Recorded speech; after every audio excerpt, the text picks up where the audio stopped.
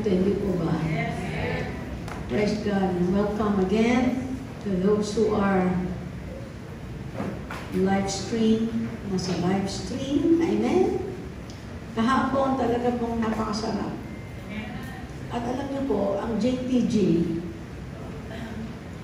pag hindi po duguan, pag pumapasok pa lang, may slash ko sa likod eh. Kasi pagka wala, hindi masarap. Para sa yun ang nakita ko po, ang espiritu dito eh. Gusto nila talagang, alam mo yun yung preparation po. Na para bang pag-immune ka na. Amen? Sabi nga dun sa mga bishop naming chat, yung difficulties sa atin ay nagiging peace.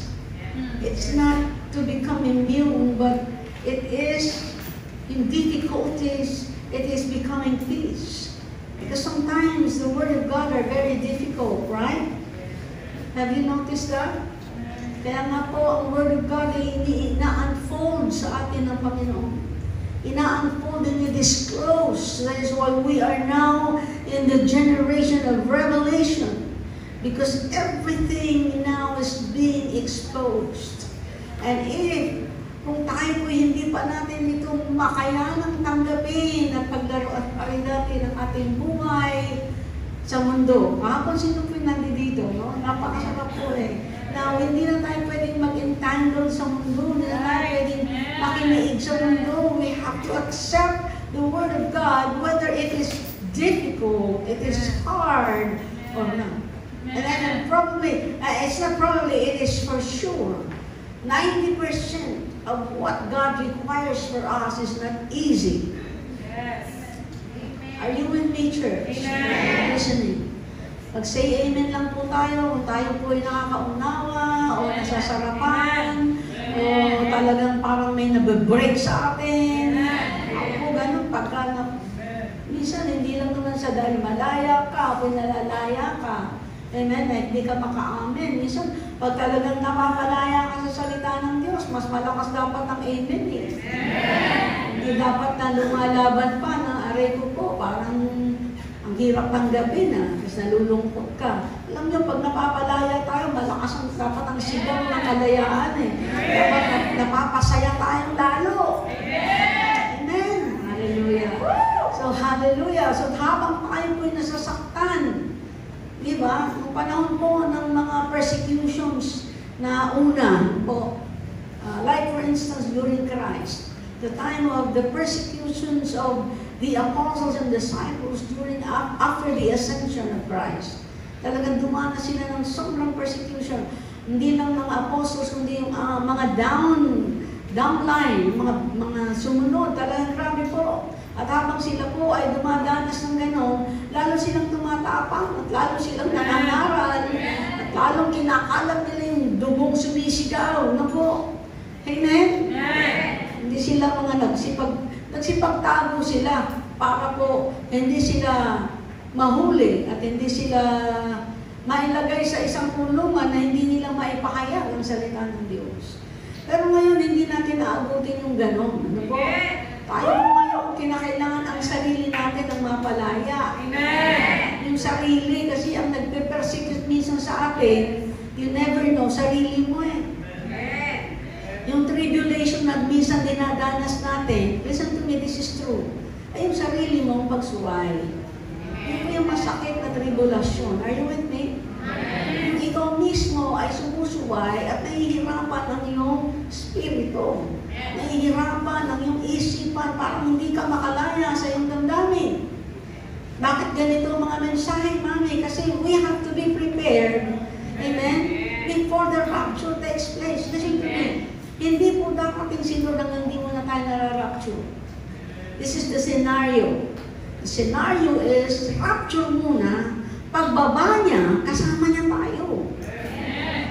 Meron tayong stopover somewhere. I don't know. It was not, it was not identified in the Bible where the beam of judgment shall be, but rapture takes place first. Bago po bumaba talaga si Lord. Sapagkat sa rapture, pagkatapos ng rapture, lilindol po ng napakalakas na lindol na walang katulad. At yung pagkakataon ng lindol na yun, mawawala pong bigla ang mga anak ng Diyos. Ang lahat ng mga sumamba at sumampalataya sa Kanya, biglang mawawala. At iisipin po ng mga tao, kasi ang Diyos hindi niya i-reveal sa lahat yan. Dahil kung hindi, makakapag-prepare ang lahat. Kasi word niya rin yung, whosoever shall call upon the name of the Lord will be saved. Word niya rin kasi yun Kaya ayaw niyang mangyari na parang to the last minute Parang mag-word ka na, Lord, I accept you, I repent. Diba? Sabi ng Panginoon, hindi niya pwedeng itakwil ang kanyang salita. Kaya puro parabola, puro mga, it is like a parable or something that is, if you are not willing, if you hindi ka talaga nag-aral, kaya nga begin understanding dapat po, hindi mo maunawaan at mapapabayaan mo ito. At gusto niya yun. Gusto niya yun doon sa mga taong pasaway. Pero ina-unveil niya ito sa mga taong binabanal niya. Ina-unveil niya ito sa mga taong talagang susunod sa Kanya. Kaya mensahe kahapon, di ba? Hindi lahat. Sabi nga meron mga taong binigyan na talaga ng pagkakaunawa. At ito yung pinapahanda ng Panginoon. Ako po, introduction ko lang. Ang gusto ko kasi mangyari sa atin, tayo po'y maging banal, di ba? Paging banalin tayong lubusan ng Panginoon. Amen? At kabilang dito, itong mensahe ko po, ablazing our faith to God. Mag-init, mag-alab, amen? Masigasig, amen? Ang ating pananampalataya, dagdag pananampalataya. Dadagdagan natin ang katapatan natin sa Diyos. Mag-uminit lalo, mag-alab lalo ang ating pananampalataya sa Panginoon. Hindi lang yan, pag-alabin natin ang katapatan. Kasi nananampalataya ka, pero yung katapatan, paminsan-minsan lang nag-aalab. Minsan ang pag-aalab ng pananampalataya natin, pasumpong-sumpong. Amen? Hallelujah. What I mean is that we have to ablaze our faith. It's not just once in a while. It's not just when I feel like it. To ablaze or to be zealous in our faith with God. It should be in season or out of season, whatever your state, whatever your condition may be. We have to be ablazing in our faith. We have to add more, ablaze, in fan, daapoy, mga kapatid. Amen po? Amen yung katapatan. Hindi lamang faith. Sometimes our faith don't grow. Kasi bakit hindi nag-grow ang faith? Hindi tayo nag-aalam. Amen. We have to ablaze our faith to God. Amen? Amen. Kasi po, sabi ng Panginoon, kayong titigas ng ulo niyo, sabi niya sa mga alagad niya dun sa bangkay. Hanggang kailan mo ba kayo pagtitiisan? Kailangan naman lumago naman kayo sa faith. Mag-ablaze naman yung faith ninyo. Amen? Okay lang kasi kasama niyo ako. Paano pag hindi niyo na ako physically nakasama? Praise God. Paano na yun? Amen? The same thing, pag hindi po kayo kasama na bilang isang pastor ninyo. Amen? Pag dumating po talaga yung panahon, maniwala kayo, isulat niyo. Sabihin niyo, sinungaling ako pag hindi mangyari. Darating talaga itong panahon, hindi po magtatagal na hindi po iaalaw mo talaga to.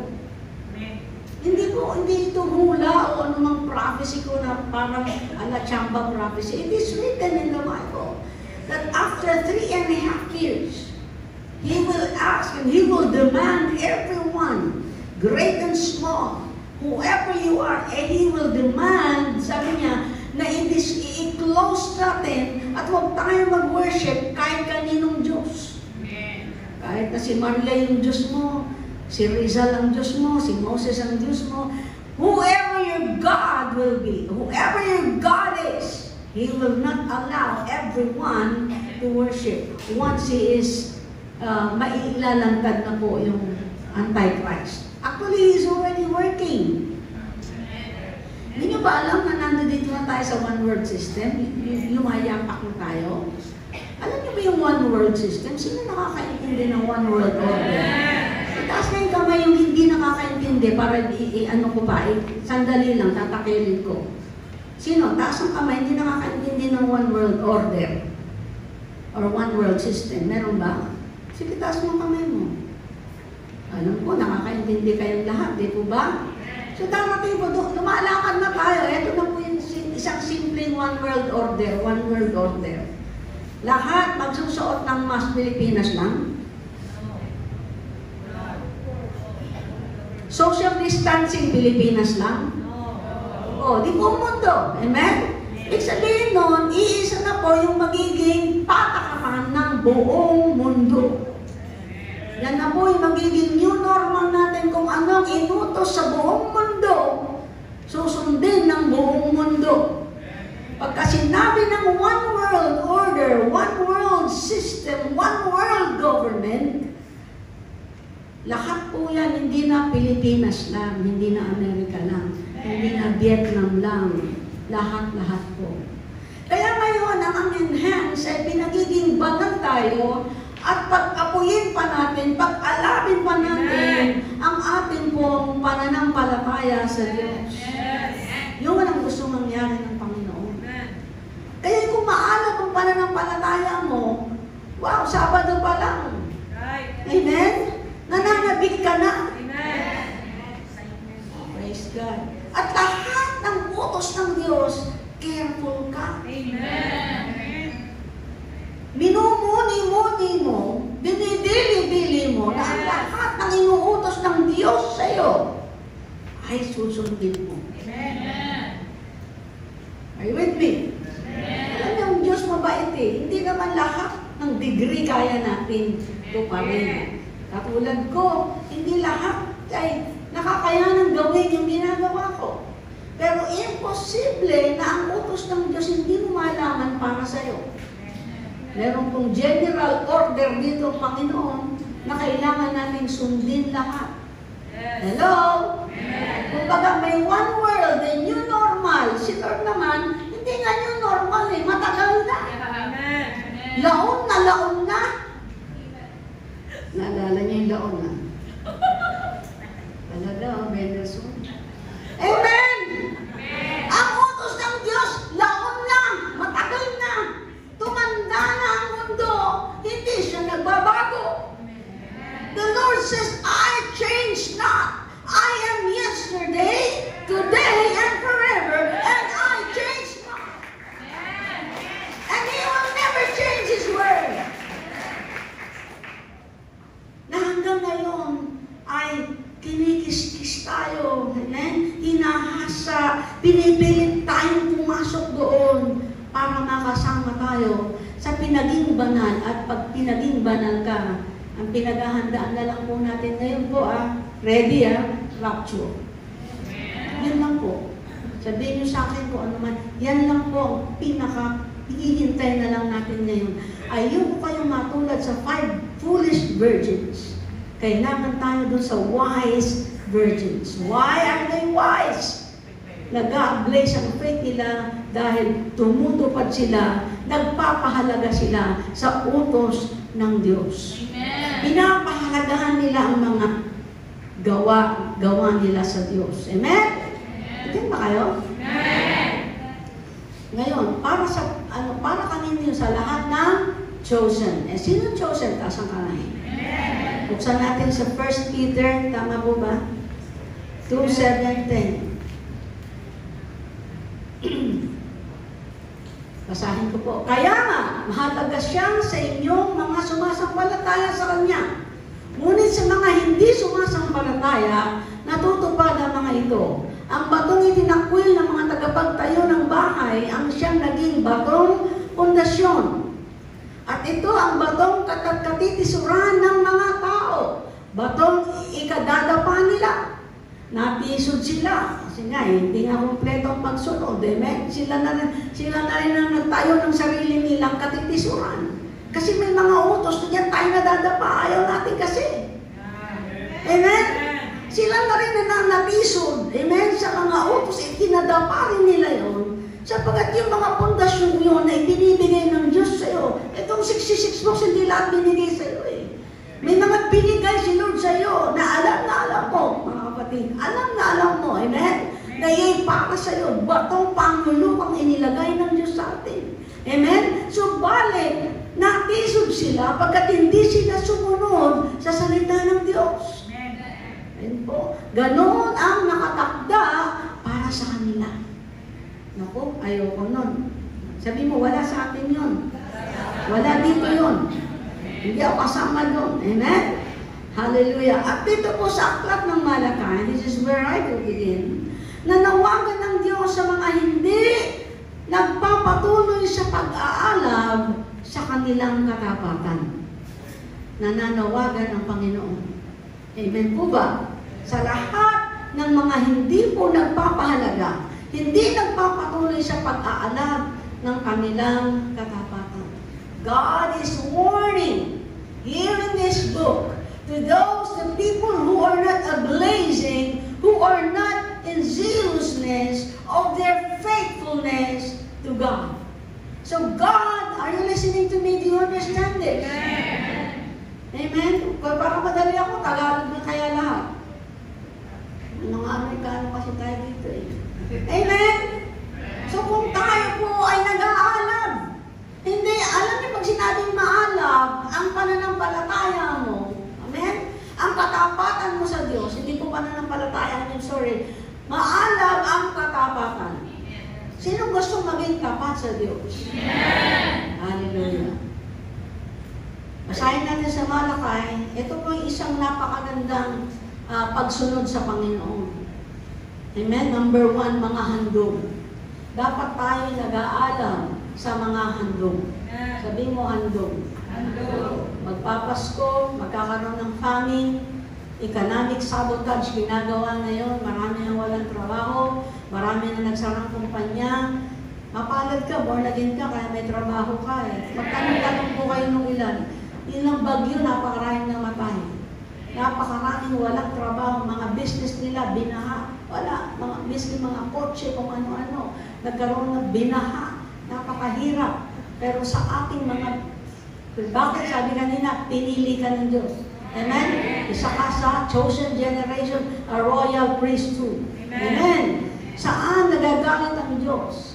Sa Malakay 1-14, basahin natin ang buo bago natin i-discuss.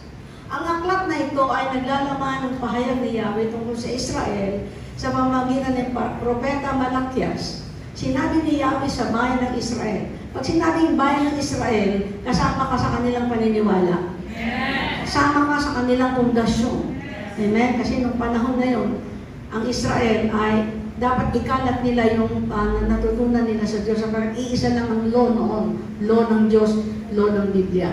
At lahat, sabi ni Solomon sa kanyang prayer, Lord, lahat na po ng lalapit sa iyo na bansa, lahat ay mananampalataya, ay isasama mo rin sa pagpapalain mo. At dumating ang ating Panginoong Jesus na hindi na lamang para sa Israel ang pagkamatay niya, kundi para na po sa lahat. Amen?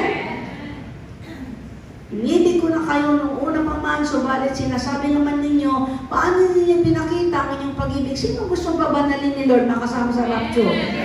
Kasi na lang ang goal natin ngayon, wala na po. 2 years to 3 years. Pag-imbanalin tayo ni Lord para makasama tayo sa 10 virgins, sa 5 na wise virgins, ma-rapture tayo. Paano niyo pakita ang inyong pag-ibig sa amin? Hindi ba magkapatid sina Esau at Jacob? Ngunit pati number 1 pala, no? Minahal ko si Jacob at ang kanyang mga saling-lahi. Amen. At kinabuhian ko naman si Esau. Magkapatid po si Jacob at si Esau. At si Lord, nalugod siya kay Jacob. Hindi siya nainis siya kay Esau. Minasak ko ang kanyang maburol na kabayanan at pinamugaran yun ng mailap na hayop. Yung pag naiinis pala si Lord, no? Hindi siya nalugod. Winawasak niya. Amen. Kung sasabihin man ng mga idomita ng mga sasalin-lahin ni Esau, bagamat winasak ang aming bayan, muli naman namin itong itatayo. Ito naman ang sasagot ni Yahweh. Kahit tayo ka ng tayo. Kaya nga sabi sa Revelation, when you open the door, God will shut. Amen? Amen. When God shut the door, amen, nobody can open. So, kahit natayo ka ng tayo, pag ayaw ni Lord, winawasak. Amen? Bagaman winasak ang aming bayan, muli namin itong tatayo. Ito naman, isasagot ni Yahweh na makapangyarihan sa lahat. Tuloy-tuloy mo na yan. Anak, nandiyan na tayo. Itayo man nilang muli. Yun ay muli kung wawasakin hanggang sa tawagin silang masamang bansa. Masamang lahi, masamang tao. at bayang kinapupuotan ni Yahweh magpakailanman. Kita niyo pagka naiinis para si Lord noong una, no? Salamat kay Kristo, pinalalaya tayo. Makikita ninyong mangyayari ito at inyong sasabihin, dakila at makapangyarihan si Yahweh kahit sa labas ng bansang Israel. Ano po ba? So kahit nasa labas, makapangyarihan siya sa atin, hindi tayo taga-Israel.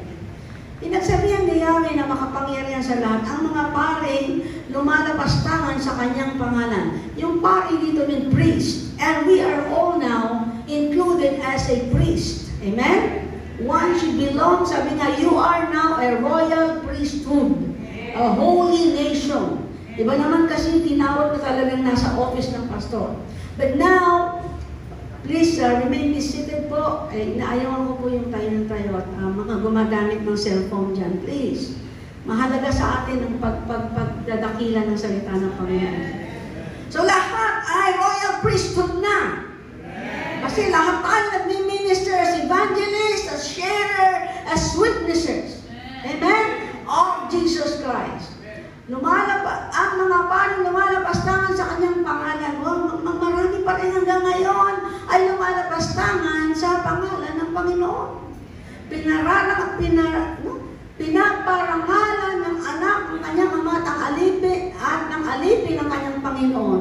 Kung ako ang inyong ama, nag-aalay kayo sa aking altar ng walang halagang pagkain at tinatanong pa ninyo, paano naging marumi ang aming handog? Hinahamak ninyo ang aking altar. Sa tuwing maghahandog kayo sa akin ng mga hayop na bulag, pilay o may sakit, yun po yung kanilang paglalapastangan. Nagtataka naman tayo ngayon sa panahon natin, technology, wala naman tayong mga hayop. Wala naman tayong, di ba, pinipreach nila, pastora nila ate. Wala naman po tayong mga hayop na ihahandog, di po ba? Kasi galit sila pag naghandog ka noon ng isang hayop, kailangan hindi pilay, hindi bulag. Amen? Hindi po may sakit, hindi pangit. Ayaw nga niya ng pangit eh. Amen? Nahandog. Kasi noon, wala naman pera. Ang paghandog nila yung mga hayop. Ngayon, na-turn over lahat ang handog natin sa pera. Pero kung may baboy ka doon, ihandog mo rito, praise the Lord pa rin. Tatanggapin ni Mama Aster yan. Amen? Ngayon, kung may mga kambing ka ron, siguruhin mong walang dumis kapintasan yung kambing na yan. Tatanggapin pa rin natin yan. Pero dahil hindi ka na nag-aalaga, no? Wala kang ang pananim, meron kang lupa sa paso. Hindi naman namumunga yung nasa paso. Amen po? Para ihandog mo rin. Kaya nga, ang bahay ni Moses sa kanyang nilalagyan ng mga handog, talagang building, malaki po ang kanyang nilalagyan. Alam niyo ba't ko ito sinasabi? Para maging maayos tayo sa Lord. Ayaw ng Panginoon maghandog tayo ng mga kapintasan. Amen. Subukin ninyong maghandog ng ganyan sa inyong gobernador. Matutuwa kaya siya sa inyo at ibigay ang inyong kahilingan? Kasi ang paghahandog talaga, napaka-importante sa mga anak ng Diyos. Sa'yo, sabihin mo sa'yo, mahalaga. Pero may mga pamilya talaga hindi sanay maghandog. Pag pumunta sila sa isang bahay, sila pa yung manghihingi. Baguhin na rin natin yung ganong attitude. Kahit naman siguro isang piling na saging kaya mo magdala. Pag dumalaw ka sa kaibigan mo, sa magulang mo, kahit siguro isang siopaw lang kaya mo. Kasi nung unang panahon, hindi pwedeng walang handog, walang dala. Pag pumunta, kahit sa mga kamag-anak, ako po, pag dumadalaw, tinatanong ko agad, saan tayo makakabili ng cake? Kailangan may dala ko. Ganun po ako eh. Kahit nga sa anniversary, kahit na mayaman pa yung pinuntahan ko, I have to have something to give. Kasi yun na po, hindi tayo pwedeng pahiwalayin sa giving. Gusto mong makaraos ka sa famine sa walang panahon, yung giving, huwag mong ihiwalay sa buhay mo. Kahit sino lang na mahirap dyan, kahit sabihin mo, sindikato yan, ba't may gobyerno naman eh, para sila na magkalinga. Hindi mahalaga yun, mahalaga ikaw, nagbigay ka ba? Huwag mo sasabihin kasi na meron naman tayo mga government, meron naman tayo mga asosasyon dyan, meron naman tayo mga foundation dyan. Ano kung meron, ikaw ang tinitignan ni Lord, nagbigay ka ba? Kasi ikaw ang gusto niya pagpalain. Amen po. Hallelujah. Magsumamo man kayo sa Diyos ay hindi niya kayo papakinggan kung ganyan ang ihahandog ninyo sa Kanya. Mabuti pa isara ng isa sa inyo ang mga pinto ng templo. Ibig sabihin dito, huwag ka na lang pumasok. At huwag na kayong mag-aksaya ng panahon sa pagsisindi ng walang kabuluhang apoy. Kasi nung panahon na yan, pagpupunta sila, meron din silang sinisindi ng mga apoy. Kasi ang gusto ni Lord may burning offering.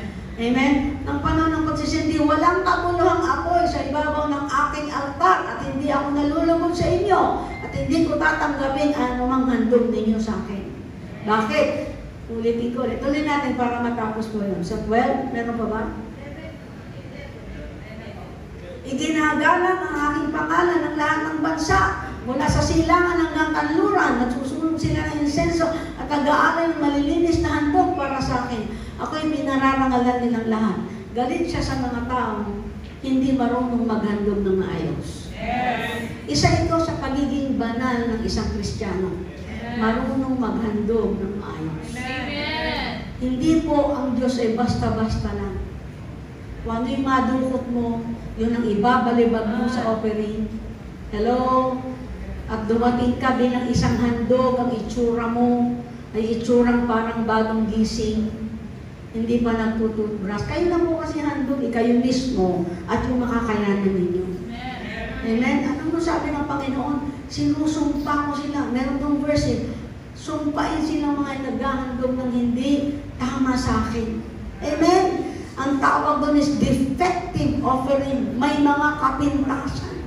May mga blemish. Ayaw ng Diyos yung mga paghahandog na yan. Are you with me? Kaso ngayon, sisirain ng demonyo yung utak natin. Sasabihin, oh, yung church na yan, ay mga pastor na yan. Ang daming tinayo si Satanas para labanan yan eh. Kasi bakit? Anong gusto ni Satanas? Magnakaw, pumatay, magwasak ng buhay. Yan po ang goal ni Satanas. Pero ang goal ni Lord ay magkaroon ng buhay, masaganang buhay. Sabi mo, masaganang buhay. Tanong ko lang sa'yo, ano ba ang kasaganaan para sa'yo? Nag-uumapaw na pera, pero nagsusuntuhan kayo mag-asawa? Hello? Kompleto ka ng mga high-tech sa bahay mo, pero pilay ka, may sakit ka, may cancer ka. Gusto niyo ba yun? Hindi yun ang masagana sa Panginoon. Ang masagana sa Diyos. Siyempre, hindi nawawala ng problem, pero saglit lang yun. Amen? For a while lang. Pero yung talagang kagalakan na nanggagaling sa kalooban mo, yun ang gusto ng Diyos. Kaya salit-sigin natin, maganda ba ang handog mo sa Diyos? Isa ito sa pagiging banal ni Lord sa atin. Ano po ang sabi ng aklat ng Revelation? Ito sa Hagay muna po. Basahin natin sa Hagay. Hagay chapter 1, verses 3 to 7 lang.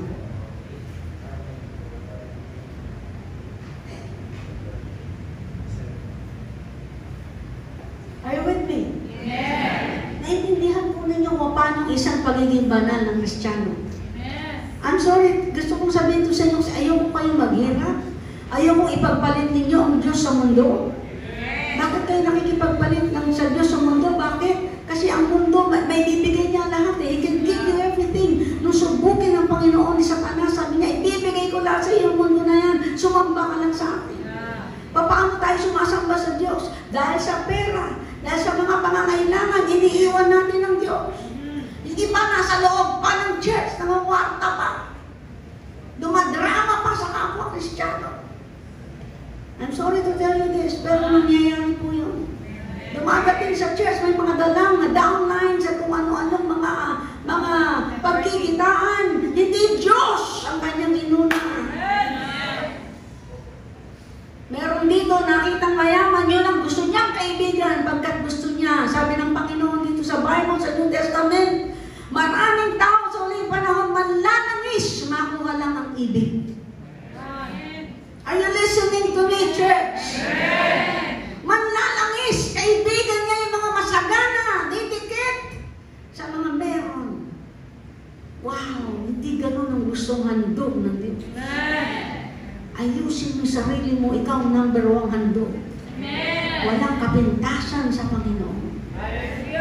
Then the word of the Lord came by the hand of Haggai the prophet. Is it a time for you yourselves to dwell in your paneled houses while this house lies in ruins. Now, therefore, thus says the Lord of hosts, consider your ways. Meron po sa una. Ito po, sa Tagalog sa amin. Haggai 1 verse 6. Do you understand in the English, of course, very well? Di po ba? Ano sabi ng Panginoon dito sa Haggai? Sabi niya, sinasabi nga ni Yahweh sa mga Israelita sa pamamagitan ni Propeta Haggai, magaganda at maayos ang inyong mga tahanan, ngunit pag pinabayaan ninyong wasak ang aking bahay. Minsan kasi sa church, tayo, list ang ibibigay natin, uunahin mo natin yung sarili natin mga kung ano-ano. Amen? Hindi tayo marunong mag-sacrifice ng maayos na handog. Mas mahusay ka pang mag-ayos pagkabinyagan. At pupunta ka sa mga barangay tanod, maayos na maayos ka. Pero pagdating sa Diyos, ay hindi. Amen? Isipin ninyo, mami ninyo ang nagsasalita. Amen? Isipin ninyo ang inyong kalagayan. Marami ang inyong inihasik, ngunit kunti ang inaani. Kumakain na kayo, ngunit hindi nabubusog. Imagine. Amen? Kumakain kayo, kain ulit, hindi naman kayo nabubusog. Alam niyo, gusto niyo mag-diet ng gusto, mga magandang diet talaga. Maghandog ka ng mainam sa Diyos. Unahin mo yung sarili mo. Tingnan mo, hindi ka magiging craver sa pagkain. Nagagaya ka na lang eh. Kami, nagagaya na lang. Kasi pag pinag-usapan ng pagkain, hindi bale kung maayos ang handog mo, kain ka ng kung ano gusto mo, mga kapatid, hindi ka magkakasakit. Hello? Hindi ka tatamaan ng sakit karamdaman. Amen? Umiinom kayo, ngunit hindi nasisiyahan. Kumikita nga ang mga manggagawa, ngunit ang kita nila'y parang nahuhulog sa buslong butas. May damit nga kayo, ngunit hindi makaalis ng ginaw. Isipin ninyo ang nangyayari sa inyo. Isipin ninyo. Minsan magtataka ka. Alam niyo ang tao, pag nagsimulang mag-greed, when a person starts to be greedy, he will greed more. He will covet more. Until he exchanges God for covetousness. Magagaling pa rin yung mga tao gano'n. Nasa church sila. Hello? Marami mga churches nandoon. Bakit maraming umalis na businessman sa church? Wala silang makita kapwa nila businessman para i-alay nila yung, ano tawag yun? I-offer nila yung mga business nila. Kasi yan naman ang prayer ni Bishop Ramos, Lord, di bali na mahihirap ang miyembro ko. Huwag lang may nasa sa pera. Yes. Kaya nga ayaw ni Lord na magpautang kayo eh. Kasi pag umutang at hindi nagbayad, hindi na-a-attend. Intindihan niyo po ba yun? Sige, pagpautang ka. Bandang huli, nang dahil sa pinautang mo na hindi makabayad, hindi nadadalo ng iglesia. Kaya sinabing tahasan ni Pastor Ramos, walang utangan sa church. Pero kung kilala mo ang tao, pinapautang at pinapahiram at kailanman ay hindi ka napahiya sa kanya, ang ginasira ang pangalan ni Lord, tandaan niyo, sinisira natin o binibigyan ng karangalan ay ang Diyos. Minsan, sabi ng Bible, makapanlangis ka, kahit anong gagawin mo, manlalangis ka, nakuha lang ang gusto mo. Minsan, unaware tayo, kalambing-lambing tayo sa tao. Pero yun ang gusto mo makakasama. Bakit? May mahihita ka.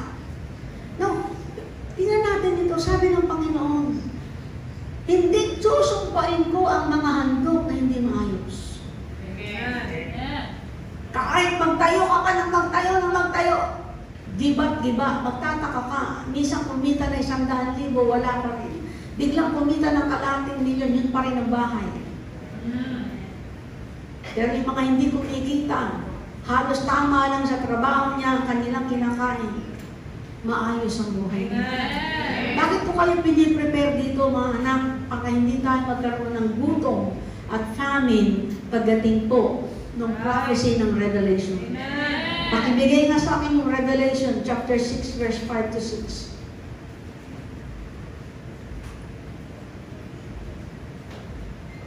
Nang alisin ng kordero ang pangatlong selyo, narinig kong sinabi, ito huling panahon po ito narinig kong sinabi ng pangatlong buhay na nilalang, halika, isang kabayang itim ang nakita ko at may hawak na timbangan ang nakasakay dito.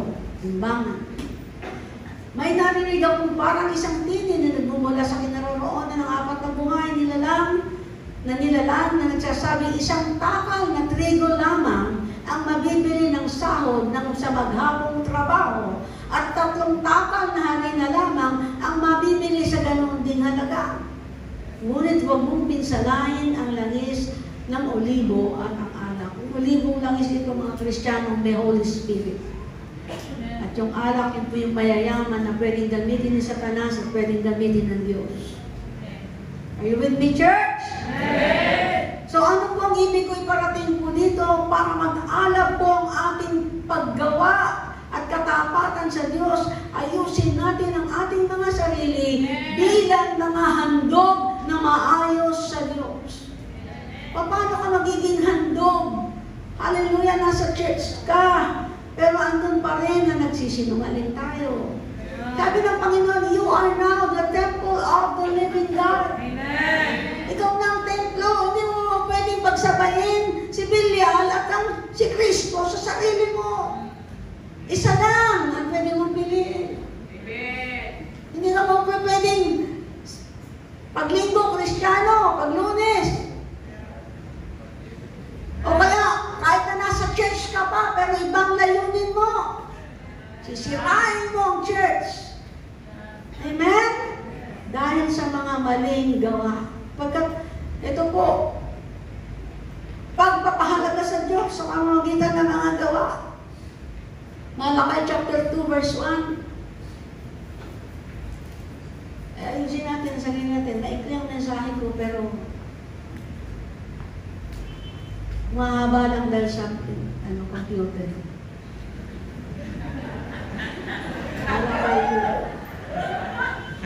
And now, O priest. So you are now a royal priesthood. Hello? Dito sa mga pastor lang. This command is for you.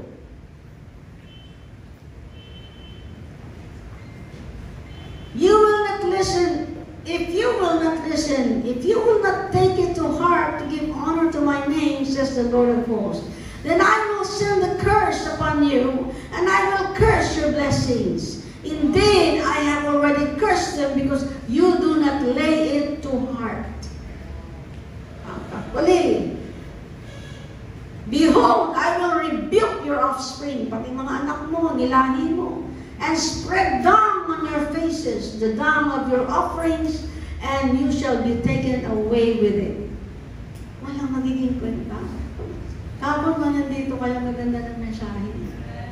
Huwag mo lokohin yung sarili mo. Huwag mong dayahin yung sarili mo. Amen? Alam mo sabi ni Bishop Ramos, which is, talaga agree ka ng dalawa. Talaga ako tuwa sa word na yun eh. Di ba ng 10 ang miyembro ko? Madala ko lang sa langit.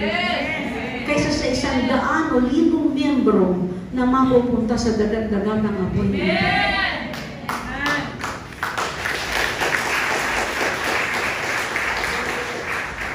Ngayon, challenge ko sa inyo kasi darating yung takal na lang. Ngayon, napansin mo, 500 kunwari, sweldo mo isang araw. Isang punta mo lang ng Jollibee, may kasama ka lang na 2, tapos gagaan ka lang ng isang ukay-ukay, nakabili ka ng short mo, wala na, yung 500. Isang araw mo pinagpagalan, isang araw. Ha? Maubos ka agad talaga, kulang. Hindi pa po ito maximum ha. Next year, magmamaximum. Kasi wala na po, yung economy po natin, bagsak na po. Kaya nga po, gano'n na lang ang corruption ng mga barangay, corruption ng mga mayor, totoo po yan. Corrupt na corrupt, makita ka lang walang mas, kwartahan ka na. Sobrang corruption na. Bakit? Ang economy collapse na po, wala na. Eh kung di pa natin naayusin ang ating sarili.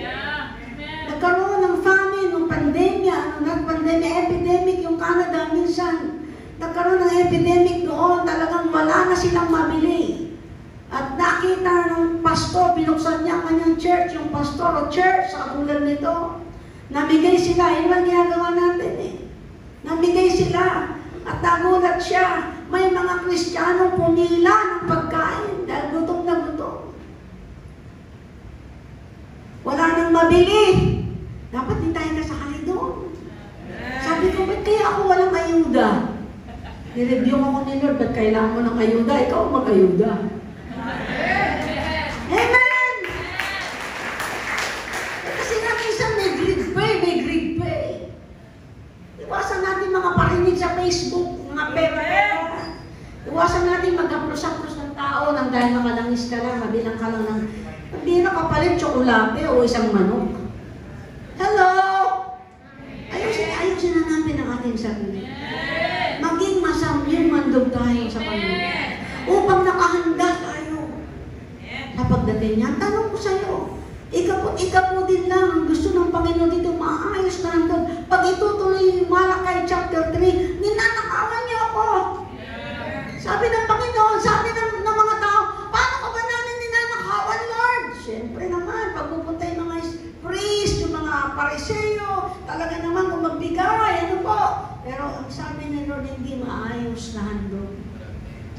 Kasi ang maayos na handog, kahit 100 ang tinanggap mo, tanggalin mo agad ng 10 piso at magdala ka agad ng offering. Yun ang maayos. Hindi yung nananansya ka. O, kasi 100 lang yung pera mo, bigay ko yung 50, total $100. Lord, masaya ka na, 50. Sabi ng Panginoon, I rebuke you.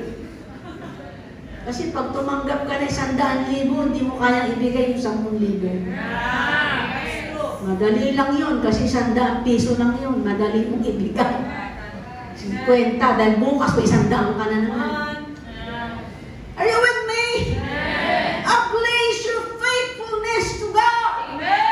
Dagdagan mo pa. Sabi ni Pedro, idagdag mo pa ito mga bagay na ito. Dagdagan pa ninyo ang pag-aalab ng inyong katapatan. Katapatan lang po ang lulusot sa Diyos. Mo sabihin, magulat ka na lang, ba't ka naiwan sa rapture?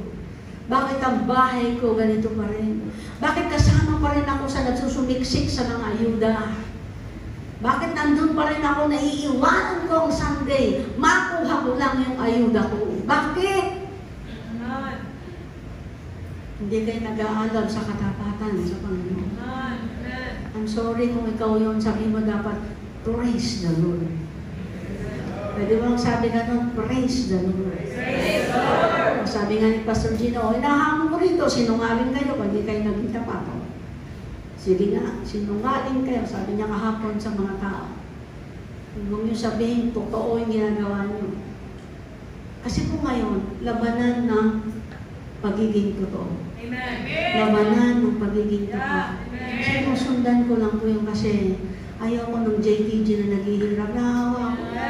Alam niyo pa naman ugali ni Mami, kung pwede lang, lahat na kayo, bigyan ko na lang eh. Ha? Kung pwede lang, ampunin ko na kayo lahat dito eh. Pero dapat ba makarating sa gano'n? Mali bang naglilingkod ka, kaya ka nandito? Wala kang ibang agenda. Ito pang isang klase ng paghahandog na mali. Handog mo yung sarili mo. Nandito ka sa church, pero may mga agenda ka sa ilalim. Ano ibig sabihin ng agenda sa ilalim? Bumubuo ka ng mga grupo mo. Para yung grupo mo na yan, kayo-kayo. Bandang huli, hindi mo kayang ayusin pag nagkagulo na. Sino mawawala? Ikaw. I'm talking to all leadership that are in this church. Lahat ng mga primary, lahat ng mga manggagawa ng iglesia, maging tapat tayo sa Panginoon. Kumbaga tapat na ako, Lord, pero pag-alabin ko pa. Hello? Hindi ko naman sinasabing hindi tayo magkakamali. Pero paano kung lagi ka na lang may pangalang gano'n? Na pagkakamali, are you with me? Isa, dalawa, pwede pa, pero taon na, ganyan ka, hindi na babago. Lagi nila nakalimutan mo yung offering mo. O lagi na lang kung ano yung madukot mo sa bulsa mo, maayos bang handog yun? Ano sagot ng Panginoon? Hindi ko tatanggapin yung mga handog niyo. Pakain na lang natin kay Jimmy Boy, baka tumangkal siya.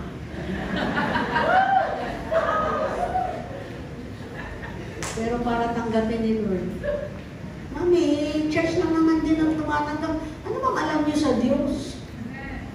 Ang gusto niyo ba sa Diyos? Papalit kayo ng langit, sasakay kayo ng spaceship para doon pinag-i-operin niyo?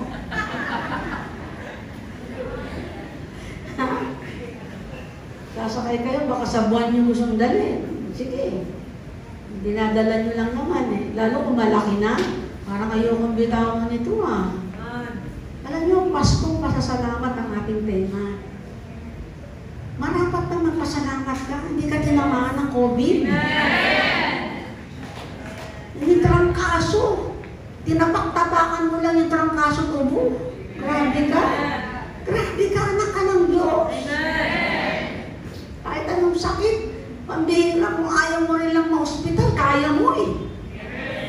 Sabi ko, ayaw ko ma-hospital. Eh, sinamahan ko si nanay nagpa-check. Alam niyo yung kaba, hindi mababayaran yung kaba-kaba na yun. Hanggat hindi tao magsalita sa atin ng mga, halimbawa, doktor, atin yung kaba natin. Natandaan niyo, napakatatang na isang tao nag-aalab sa katapat. Hindi siya takot na magutom, hindi siya takot na matay, hindi siya takot sa anumang banta ng pandemya. Tandaan niyo, ang COVID-19, nagpapatuloy po yan. Yan na po yung pangalang Babylon na anong pangalan ng Babylon na susunod? Actually, ang literal Babylon ngayon, yung COVID na yan. Pupuksain ng Diyos yan. Tandaan niyo, malapit na. Hanggang nandito pa tayo, umayos na tayo. Sabihin mo sa iyong katabi, umayos ka na. Consistent ba ang iyong offering and tithes? Maayos ba ang iyong pag-offering sa Panginoon? Mami, tapat naman ako sa offering ko. Eh, yung tithes mo, tapat ka ba? Kasi offering kahit ano eh. Pero dito yung may measure ng Diyos, ha? Kung gaano. Hindi kami ni-measure sa tithes. Bubuksan niya lang ang bintana ng langit at ikay hindi daratnan ng mga salot ayon sa Malakay chapter 3. Salot, mga pandemya, hindi ka tatagdan dahil nagtatides ka. Pero sa measurement ng pagbibigay, hello? Iba kasi yung giving sa tithing. Yung measurement ng pagbibigay, doon siya magme-measure sa'yo. Kung ano ang binigay mo, sabi ng Panginoon, tatapatan niya ng siksik, ledled, umama. Hindi po tayo. Kaya ayusin natin yung mga handog. Pangalawang handog, sarili mo. Ayusin mo na. Yung sa yung katabi, ayusin mo na yung sarili mo. Masakit sa kalooban ko na dito pa tayo sa church, tayo nagkakatalo-talo sa mga bagay na pansarili. Tanggalin na natin yung pansarili. Sabi ni Pablo, hindi na ako nabubuhay sa sarili ko. Si Kristo na nabubuhay sa akin. Mami, ano ba yung sarili mo nun? Amen? Ang sarili ko po, matakaw. Nandun yan pa sa likod yung mga, teka, hindi mali. Amen? Sarili ko, Lord, gusto lagi ng mga baboy, karne. Gusto sarili ko, ang hirap kaya kumain ng gulay, mga bataan ngayon. Kaya nga, hanggang maaari, alam niyo po, ang number one pinagpapala ng Diyos, marunong mag-sacrifice. Marunong mag-sacrifice yung sarili. Ang hirap kaya nung iinom ka ng 4 na basong tubig sa umaga na maligamgam. Mahirap yan, di ba? Pero ayon sa siyensya, ayon sa medical science, maganda yun sa katawan. Minumura niya lahat. Pinulusaw lalo kung wala ka pang almusay. No? Pinusawin niya ng acids mo, tutunanin niya. Mahirap yun. Amen? Mahirap din kumain ng gulay. Mahirap din kumain ng manok lang basta. Gusto ko pati balag, kakainin mo. Pagka sinigang ang ulam, hinahanap mo yung taba. O paano ka magiging maayos na handog? Sige na. Amen? Hallelujah! O, tapatan tayo. Kayo ba'y nag-iika po ng mga ayos? Totoo bang ika po yan? Ngayon, nagbibigay ba kayo ng offering? Kasi dito i-measure ang ating kayamanan. Ay, malakas na mag-iinin yung mga nandito sa likod. Nag-iika po ka ba? Sabi niya, Mami, hindi ko hawak ang pera ko, hawak ng asawa ko. Asan ba yung asawa mo? Nandito po sa tabi ko. Pareho lang. Ay nakakatakot sa hindi nag-iika po. Na asawa, damay-damay pati asawa, ano? Eh sabi nito yung masumpa. Susumpain ko, hindi maayos na pag-andun. Kailan ka ba magiging maayos pag-andun pag hindi ka na nakapagtrabaho? Luluhod ka sa altar, sabi mo, Lord, magiging tapat na ako. Ang masakit nito, pagsagot ni Lord, sorry na, huli na eh. Pilay ka na eh. Amen? Hindi ka na makapagtrabaho, may edad ka na. Hindi sana, tumanda ka, bata ka pa, malakas ka pa, gawin mo na ngayon. Amen? Praise God. Masakit, pero masarap. Amen! Sino po yung tapat? Lagi ka po, taas ang naman. Hindi na po sisigaw. Hindi nyo, lagi na lang mag-challenge sa ikaw rito. Sinubukan namin hindi mag-challenge, wala eh. Wala nang bigay. Anong klaseng pag-aalab ng katapatan niyo? Hindi nag-grow. Sabi ni Pastor Ramos, alam mo, sa ibang bansa, hindi na ini-exhort ang offering. Doon pa lang sa labas. Nandun na yung lalagyan ng ikapo. Nandun na At 7 ang envelope ng Korea. 1 is for pastor, 1 envelope is for the tithes, 1 envelope is for the offering, 1 envelope is for benevolence sa pagbibigay ng mahirap dahil sila trabaho na trabaho, hindi naman nila alam yung mga lumalapit. So 7 envelope po yun, di ko pa alam yung dalawa. At yun, hindi nilalagay nila sa harapan pa lang. Sabi ni Bishop Ramos, subukan kaya natin, miski yung mission, huwag tayo mag-exhort. Kasi nga yung haba ng oras namin dati. Grabe. Walang laman yung mission. 50 pesos lang. Pag nag-exhort may laman, anong klaseng paglago ng pananampalataya tayo? Sa Amerika, nagugulat sila rito, nag-challenge ng offering. Sa kanila pwede. Kung sa tapat ka, kahit ngayon may COVID, pinapadala nila dahil takot silang magutom, takot silang masumpa ng Panginoon, takot silang mapabayaan ng Diyos. Hallelujah! So maging ugali na natin yun. Kaya sabihin mo, ako'y hamak lang na helper. Tumatanggap lang po ako ng mga lad-gift. Ayun na, doon ka masusubukin eh. Nakakita ka na ba ng lad-gift lang tinatanggap? Nagkabahay. Nakakita ka na ba ng lad-gift lang ang binibigay? Bandang huli, may motor, may sasakyan. Kasi tapat. Sabi ko sa iyong katabi, kasi tapat. Alright. So sa umalang ito, let us ablaze our faith. Faithfulness. Mali ito, faithfulness ang gusto ko. Yung katapatan natin, pag-alabin pa natin. Kaya kung lahat ito